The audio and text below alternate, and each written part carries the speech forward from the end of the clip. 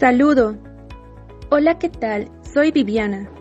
Les cuento que esta semana empezamos con el sector de libros que les puede servir en su formación personal y vocacional. Como es todos los martes, estaremos con los libros sobre economía en Jojo Jonas. En esta ocasión, escogí un libro interesante llamado ¿Cuánto sabes de economía? El autor se llama Iñaki Jiménez Largo. Este libro empieza con los conceptos básicos de economía. La palabra economía proviene del griego oikos nomos y significa administración del hogar. En realidad, si prestamos atención, nos daremos cuenta de que los padres realizan una verdadera gestión económica cuando deben hacer cada mes una previsión de los gastos que van a tener y de los ingresos con que cuentan. Los gastos son, por ejemplo, lo que pagan por los suministros, ya sea luz, agua, teléfono, el coste del colegio, de la comida, etc. Mientras que los ingresos provenientes de lo que perciben como salario si trabajan para otra persona o de los beneficios que obtienen si son propietarios de una empresa. A estas previsiones se las llama presupuesto y pueden ser tan sencillas como las que hacen en un hogar o tan complejas como las que se prevén en los presupuestos generales del Estado, donde se recogen todas las previsiones de ingresos y gastos que tendrá el país durante un año. Las familias pueden entonces cubrir los gastos a los que no alcanzan sus ingresos mediante préstamos y créditos que solicitan a los bancos, y los bancos pidiendo préstamos a otros países, es decir, endeudándose. Esa deuda que contrae el sector público se denomina deuda pública, pero, lógicamente, cuando una persona o un país se endeuda, a cambio del dinero que te prestan, debes pagar unos intereses. Podríamos decir que los intereses equivalen a la diferencia entre lo que tenemos que devolver y lo que nos han dejado. Lo deseable es que si tenemos que endeudarnos, convenientemente sea el interés más bajo posible. ¿Por qué cada persona y país se endeuda pagando intereses diferentes? La respuesta es muy fácil. Imaginémonos dos compañeros, Sara y Samuel. Sara es responsable y estudiosa, posee un buen trabajo y no derrocha su dinero en salir en fiestas y bebidas. En cambio, Manuel es todo lo contrario. Se gasta cuanto gana en bares, juegos, etc. Entonces, los dos nos piden dinero prestado. El riesgo de que Sara no pueda devolvernos el dinero es muy reducido, por eso se lo dejaríamos sin problemas a un interés bajo, porque si no lo dejamos nosotros, seguro que encuentra otro compañero que se lo preste. En cambio, en el caso de Manuel, el asunto es otro. Existe un riesgo muy alto de que no pueda devolvernos el préstamo. Por ese motivo, le exigiremos un interés elevado a cambio de dejarle el dinero, al asumir nosotros un gran riesgo de impago. Lo mismo pasa con los estados, quienes también se prestan dinero y generan una deuda con los organismos internacionales o con otros países, y ahí hacen una evaluación de la capacidad de pago que tiene cada país.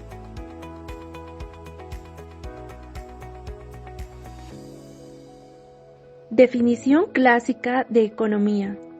Llamamos economía a la ciencia que asigna recursos escasos de la manera más eficiente posible para satisfacer necesidades ilimitadas. Aquí tenemos el primer obstáculo que vencer. Los recursos que existen son escasos. No tenemos petróleo infinito, ni trigo infinito, ni alimentos infinitos. De ser así, no sería necesaria la economía. Si vuestros padres tuvieran infinitos recursos, no sería preciso que hicieran un presupuesto de gastos e ingresos. Simplemente comprarían todo cuanto necesitasen sin límite. El problema es, pues, que los recursos son limitados, pero nuestras necesidades son ilimitadas. Hablar de necesidades es un asunto de gran complejidad. Seguramente, las necesidades que nosotros podamos tener nada tienen que ver con las de un niño nacido en el Cuerno de África. Abraham Maslow, un reconocido psicólogo humanista, llegó a establecer una pirámide de las necesidades. Entre ellas se encuentran las primarias o fisiológicas, de seguridad, de afiliación, de reconocimiento, de autorrealización. Las primarias o fisiológicas abarca el alimentarse, reproducirse, descansar. El de seguridad, por supuesto, incumbe la salud, la seguridad física y económica.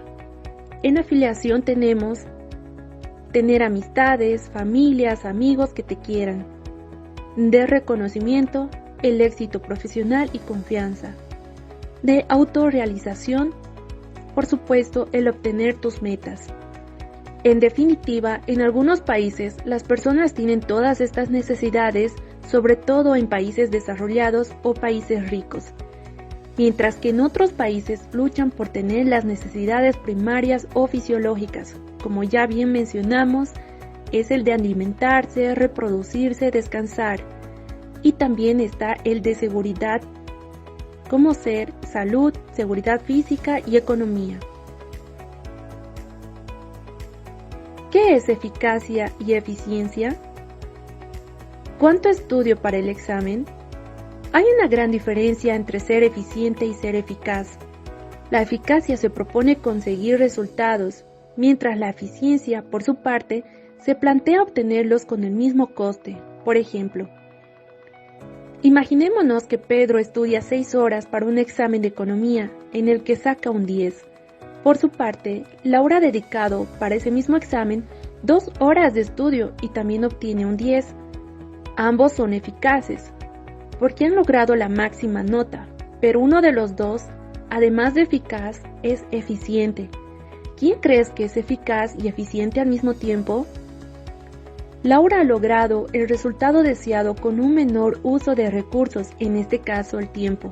Por lo tanto, podemos decir que la eficiencia implica ser eficaz, pero la eficacia no implica ser eficiente. Muy bien, ahora hablemos de la microeconomía y macroeconomía. La macroeconomía estudia la economía de forma global.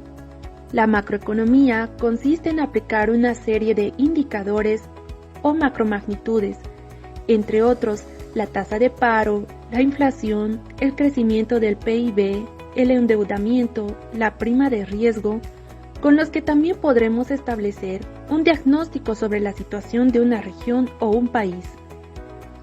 La microeconomía, en cambio, estudia de forma concreta aquello que sucede en la realidad económica, y por ese motivo deberá analizar a los partícipes de dicha realidad, a los llamados agentes económicos. ¿Quiénes son, a nuestro parecer, los actores que participan de lleno en la actividad económica? En efecto, se trata de nosotros, los consumidores, de las empresas y el sector público. Las relaciones entre estos agentes crean y modifican constantemente la realidad económica. Así pues, las empresas ofrecen sus bienes y servicios en el mercado de bienes y servicio propiamente dicho, y a la vez demandan una serie de factores para poder producir en el mercado de factores, trabajadores y recursos naturales. A su vez, los consumidores ofrecen sus factores, su propio trabajo y recursos, a las empresas a cambio de un salario en el mercado de factores, mientras demandan los bienes y servicios de las empresas tras una contraprestación económica. Ahora bien, hablemos de los agentes económicos. En este caso nos centramos en el Estado o sector público y después veremos los otros agentes. El sector público y sus funciones. El llamado sector público actúa en ambos mercados, en el de bienes y servicios y en el de factores, como demandante y oferente. Por ejemplo, ofrece servicios públicos como la educación, pero también demanda factores cuando contrata funcionarios públicos como un profesor o un médico. Además, el sector público es el responsable de establecer las reglas del juego en este flujo de transacciones denominado flujo circular de la renta. Las funciones que hace o debería realizar el sector público son función fiscal, función reguladora, función estabilizadora, función suministradora de bienes y servicios. ¿De qué se trata la función fiscal? Se trata de obtener ingresos para el sector público a través de los impuestos. Estos no tienen buena fama entre los ciudadanos, pero pensar que cuanto menor sea la recaudación impositiva, de menos ingresos ordinarios va a disponer el sector público y por lo tanto menos gastos en servicios, tales como la educación, la salud, las infraestructuras, etc. Podrá ser el Estado. Función reguladora. La palabra regular debemos pensar en aquellas leyes y normas que establece el sector público para que las actividades empresariales no cumplan derechos fundamentales o principios éticos. Si no existiesen las mencionadas normas, los países y la sociedad serían un caos. Función estabilizadora. La economía pasa por ciclos o fases. Alguna de ellas resulta muy positiva, donde crece un país, por ejemplo en Europa, y negativa, donde los países tienen crisis, por ejemplo, algunos países de África. Función suministradora de bienes y servicios.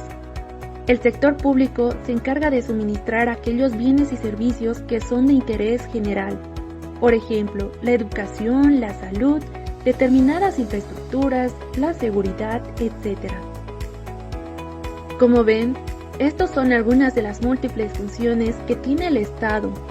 En otro momento hablaremos de los otros agentes económicos para tener conceptos básicos de economía. Escriban su comentario en esta publicación o manden un mensaje por Messenger. Será muy bueno saber de ustedes. Hasta el próximo martes.